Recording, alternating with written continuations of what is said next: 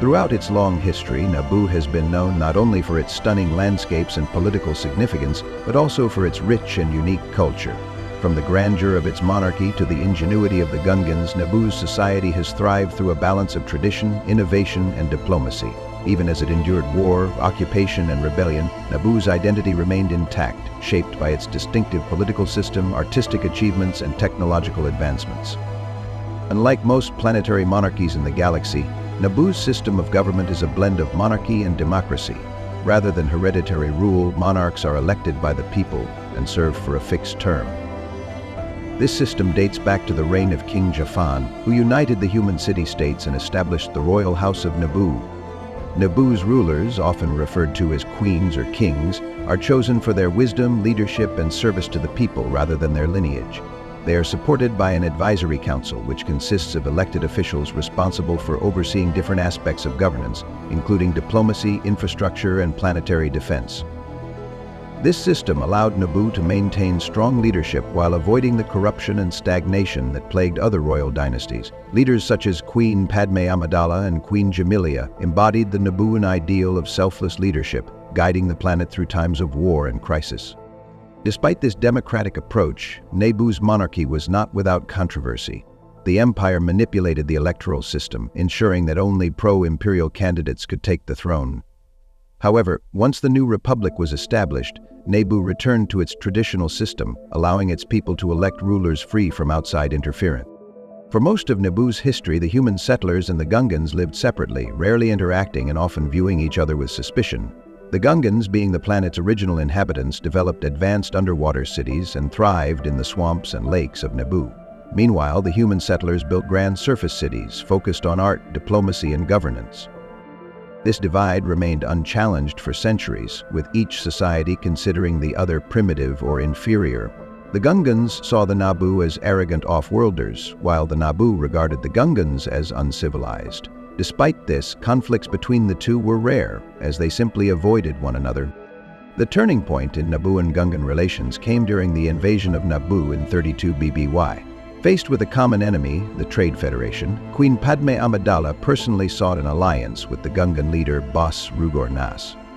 Her humility and willingness to recognize the Gungans as equals led to the first true cooperation between the two civilizations. After Naboo's liberation, the alliance between the Naboo and the Gungans remained strong.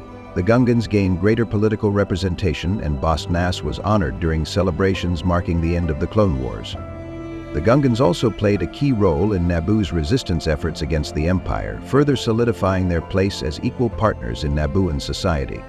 Naboo's culture places great value on beauty, art, and creativity, making it one of the most artistically advanced worlds in the galaxy. The elegance of Theed's architecture, with its graceful domes, marble pillars, and cascading waterfalls, reflects the Nabooan appreciation for harmony and nature. The capital city is often described as one of the most breathtaking locations in the Republic, blending classical and modern influences into a unique artistic vision. Music is an essential part of Nabooan society, with traditional orchestras performing grand symphonies during public ceremonies and royal events. Nabooan composers are highly respected in the galaxy, and their work is often played in Republic and New Republic celebrations. The visual arts also thrive on Naboo, with artists specializing in mural painting, sculpture, and holographic storytelling. Many of the planet's temples, palaces, and public spaces are adorned with intricate frescoes that depict Naboo's history, mythology, and heroes. One of Naboo's most valuable natural resources is its plasma energy, which flows beneath the planet's surface. Unlike many worlds that rely on traditional fuel sources, Naboo's plasma is refined and exported to power starships, infrastructure, and advanced technology across the galaxy. Plasma mining became a major industry, leading to both economic prosperity and external threats. The Trade Federation's invasion of Naboo was largely motivated by a desire to control its plasma reserves, as the resource was highly valuable in the galactic economy. Even after the Clone Wars, Naboo's plasma continued to be sought after by powerful factions, leading to occasional conflicts over its control. However, Nabooan scientists and engineers developed more sustainable methods of plasma extraction, ensuring that the planet's energy supply remained intact without damaging the environment. Unlike many worlds that prioritize military strength, Naboo has long been known for its pacifist traditions and commitment to diplomacy. From its earliest days, Naboo's leaders preferred negotiation and intellectual debate over warfare, believing that knowledge and understanding were the greatest forms of power. This philosophy made Naboo one of the most respected planets in the Republic, often serving as a neutral ground for peace talks. Even during times of war, Naboo maintained only a small security force, relying instead on its alliances and diplomatic skill to ensure its protection. However, this pacifist stance also left Naboo vulnerable to external threats.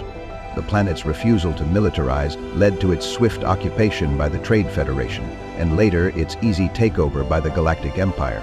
After these experiences, Naboo's leaders ensured that the planet would never again be left defenseless, investing in better planetary security and military training, though always maintaining its commitment to peace and diplomacy first. Throughout its history, Naboo has endured invasion, war, and occupation, yet it has always emerged stronger. It remains one of the most culturally rich and historically significant worlds in the galaxy, known for its breathtaking landscapes, its commitment to democracy, and its enduring legacy as the birthplace of both an emperor and a rebellion.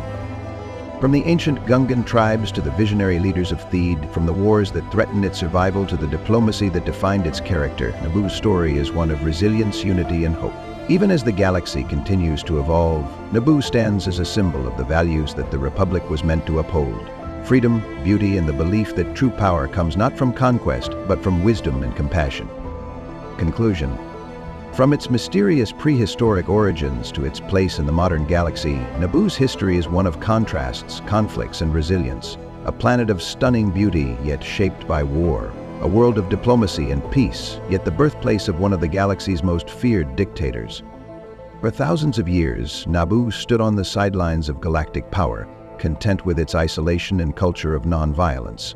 But history would not allow it to remain a bystander. Time and time again, Naboo was forced into the heart of galactic events, whether by invasion, political intrigue, or rebellion.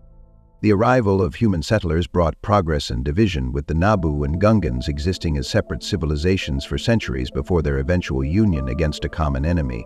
The planet's unique monarchy and democratic traditions made it a model of governance and culture, while its rich plasma resources attracted both trade and conflict. The invasion of Naboo by the Trade Federation marked the beginning of the end of the Republic, setting into motion the rise of the Sith. Its most famous senator, Sheev Palpatine, engineered the Clone Wars, destroyed democracy, and ruled as Emperor, turning his homeworld into a pawn in his galactic conquest. Yet Naboo's story is also one of defiance and hope. Despite imperial rule, oppression, and near destruction, the people of Naboo never surrendered their spirit. Through rebellion, diplomacy, and perseverance, they reclaimed their freedom, ensuring that Naboo would never again bow to tyranny. The legacy of Naboo is one of both warning and inspiration. It is the story of how easily democracy can be manipulated and lost, yet also how it can be reclaimed by those who refuse to accept oppression.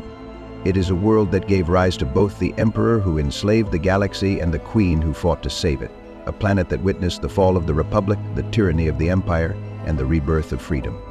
But perhaps the true lesson of Naboo's history is this: no matter how dark the times may become, no matter how powerful the forces of oppression may seem, there will always be those willing to fight for freedom, for peace, and for the hope of a better future. And as long as the waterfalls of Theed continue to flow, as long as the stars shine above its endless green fields, Naboo will stand as a symbol of what the galaxy can be, a place of beauty, wisdom, and resilience, forever intertwined with the fate of the stars.